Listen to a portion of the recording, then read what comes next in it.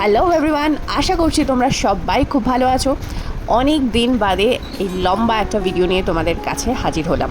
And once again warm welcome to our new channel cherish the moment. সন্ধেবেলা কোথাও plan না করেই বেরিয়ে পড়েছিলাম। বাড়িতে এসেছিল বোন, তাই ছোটোখাটো বেরোনোর প্ল্যান তো করতেই হতো। তাই বেরিয়ে একটা দারুণ তন্দুরি চা খেয়ে আমরা ডিসকাসই করছিলাম কোথায় যাব। আর পাশ থেকে গুনগুন বলে উঠলো, তাই যেমন ভাবা অমনি কাজ।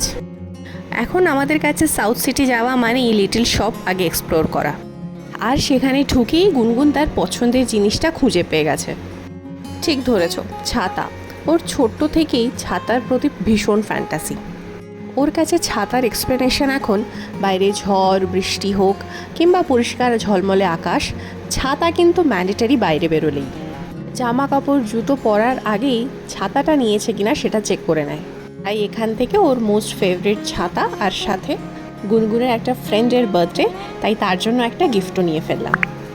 সফট টয় সেকশন, লাইব্রেরি সেকশনে সব কিছু মোটামুটি এক্সপ্লোর করার পর আমরা বেরিয়ে পড়লাম। তারপরেই আমরা চলে গেলাম ডিরেক্ট ফুড কোর্টে। যেহেতু ডিনারের প্ল্যান আমাদের ছিল না, তাই লাইট কিছু একটা অর্ডার করতে টুবু আর বোন চলে গেল। দেখতেই পাচ্ছ অর্ডারে ছিল Taco Bell, churros, pizza, cold drink, French fries.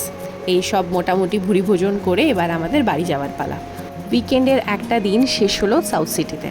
গুনগুনের কাছে সাউথ সিটি এখন ভীষণই এক্সাইটিং প্লেস। হাতে গোনা 7 থেকে 8 বার ও এখন অবধি এখানে ভিজিট করে ফেলেছে।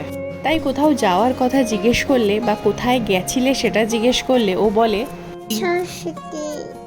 এইরকমই আমাদের ছোটোখাটো আড্ডা আর গুনগুনের গল্প নিয়ে দেখা হচ্ছে নেক্সট ভিডিওতে। ভালো থেকো, বাই।